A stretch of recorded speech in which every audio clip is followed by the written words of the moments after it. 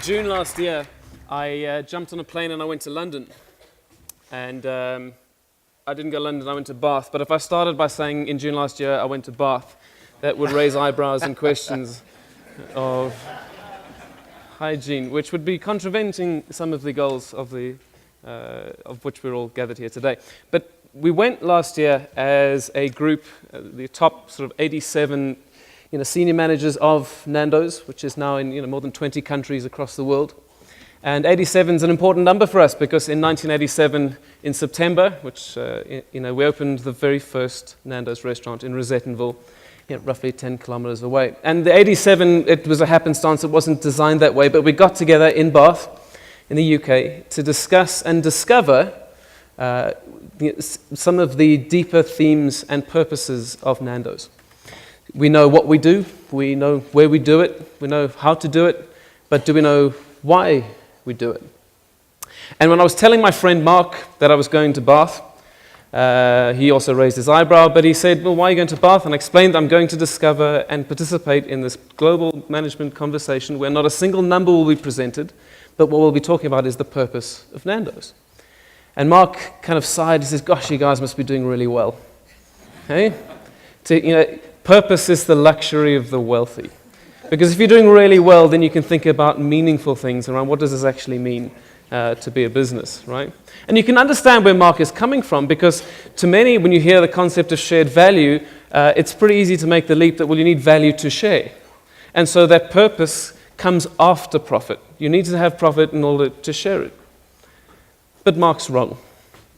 And today, I'm delighted to talk you through some of the 30 years of Nando's. For us, it's kind of been in our DNA from the start, and I must say, we're kind of shy. For quite a loudmouth bird, we're pretty shy about some of the things we're going to share today, purely because we don't want to come across as contrived. We're well aware of kind of the greenwashing that goes on when you talk about things which can come across as spin, as we've just heard, just writing a check and posing for the photograph. In fact, many of these things are not in the public domain and will probably stay that way, because for us this is a heartfelt celebration of who we are and where we come from. So, let's go. We are turning 30, as I said, later this year, and we've had 30 years of doing it on purpose. This is a photograph from our campus, which is kind of like the Google of chicken. It's an award-winning precinct in the middle of Lorentzville, which is a suburb between sort of Bertram's and the CBD of Joburg. It's a really terrifying area to be after dark. But this is where we're found, this is where we're from. And we have this magnificent facility. This is an award-winning building. It's won all sorts of design awards all over the world. And emblazoned in our courtyard, which you can't read there, but you'll have to trust me, is this mantra, which is, it's the people that make the chicken. And this has been one of the things which our founders have instilled from the very beginning. Because if you look after the people will look after the chickens, and the customer will enjoy the product going forward. So this is not something which follows our success. In fact, it's baked very much into the DNA of it. One of the other founding tenets of the brand is this idea that we can change the world, but it'll take one chicken at a time. Doing things on purpose and creating shared value takes time. And particularly for marketing people, we tend to be quite impulsive, we get bored quite quickly, and if you're a millennial marketing person, it's even worse. But understanding that to create shared value does take a considerable amount of time to get right. And many of the initiatives, which I'll show you in the forthcoming slides, and by the way, you have to come back tomorrow. Deirdre King, who's far better looking and interesting, has even more to talk about when it comes to Nando's. The concepts and the things which we're doing are almost more than 10 years old. And they had very, very humble beginnings. It is for everybody. Shared value isn't just about creating a CSI initiative, which is not necessarily always core to the business, but it's for everyone, but particularly it's for those who are marginalized and who are vulnerable. And lastly, it's valuable. It's often seen as things which are expensive, and a lot of the initiatives which we do now, we could do a lot cheaper, let me tell you. And in a context where flat is the new up, I don't know how many of you are enjoying massive growth year on year in an economy like this, anywhere in the world, to be honest, but particularly here.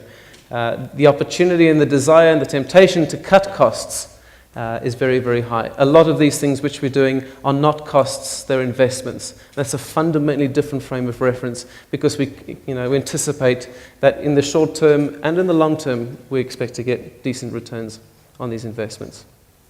So, firing things up takes courage. You can't talk about Nandos without talking about the advertising of Nandos. And this is one of the things which I think people maybe take for granted. But we are increasingly famous for being a brand that speaks truth to power. Often it's confused as we seek controversy, and perhaps in the early days that may have been true.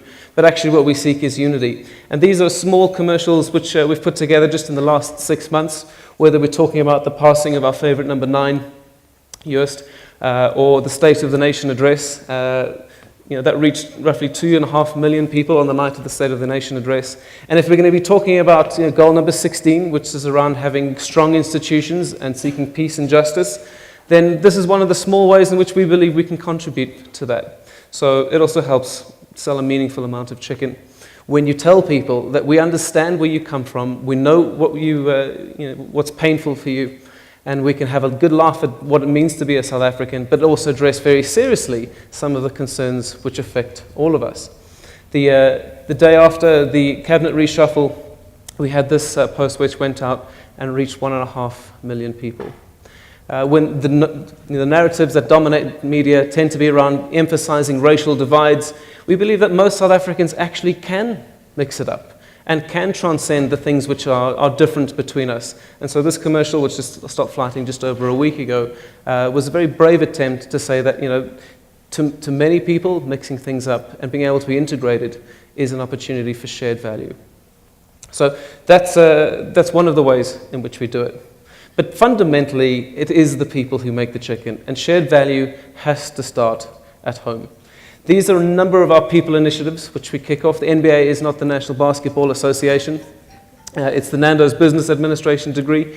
This is a partnership which we have with the Wits Business School, in which case we identify leaders in our organization who haven't had the opportunity to have a tertiary level education.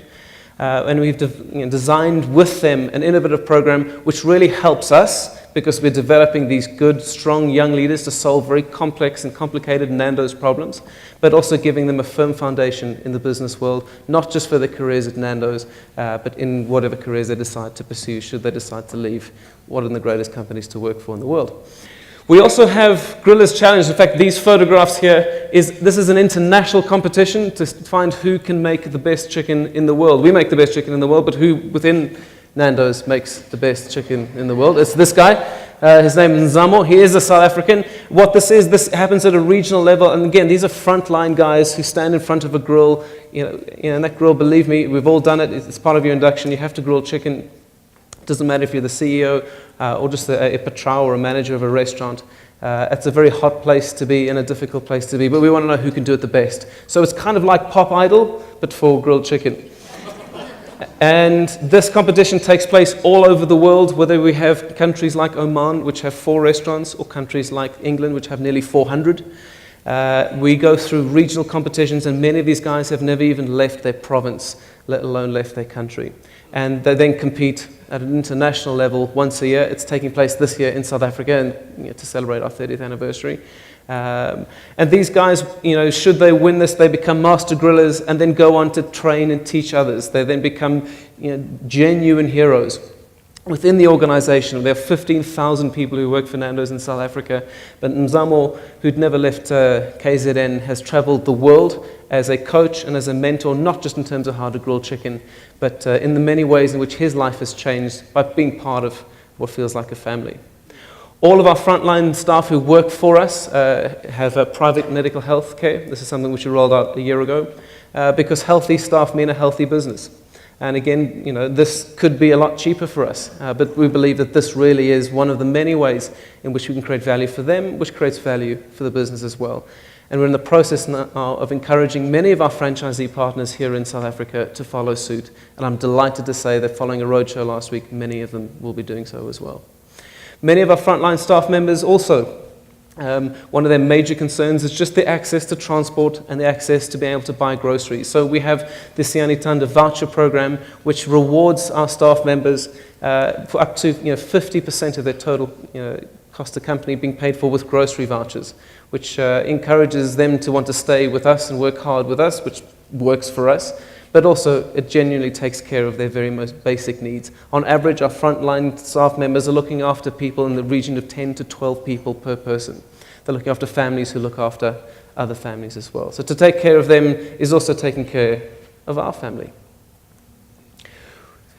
We also have shared value in practice. I don't want to spend too much time on this because what looks like a bomb with the countdown time is going down in front of us. But Deirdre also will be talking about this tomorrow. But the Nando's Art Initiative is almost 10 years old now, but very meaningfully the last 5 years. We have the largest curated collection of contemporary South African art in the world. And this is not art which is just randomly bought. We have one curator, so one eye. This art is developed in conjunction with artists who are in South Africa, so they are Southern African artists, and is hung in our restaurants all over the world. The Louvre in Paris gets roughly 6 to 7 million visitors a year, and Nando's gets 10 million visitors a year. So we are also the world's biggest art gallery. The Young Hot Designers competition we ran in conjunction with Design in Durban last year to say, well, all our restaurants, each of which have a design aesthetic, but they're uniquely and independently designed, are filled with South African inspired and South African developed designs. And again, this is something which we're looking to roll out across the world. And one of the ways we can do that meaningfully is through the lighting which hangs in each of our restaurants. So we were looking for young, hot talent from previously disadvantaged backgrounds, because really creative talent is everywhere, right? And in many of our restaurants now, which going into Chicago, which we're opening in a couple of months' time, we'll be featuring work which is produced here and designed here. And these designers, it's not just buying their light fittings, it's giving them an entire business and a value chain as well, which set them up. So it benefits them, but we also get these incredible restaurants which look like nothing else anywhere in the world. So we also care very deeply about the food, and I'm delighted to see that Farmer Sam is here, so you can bug him in the break.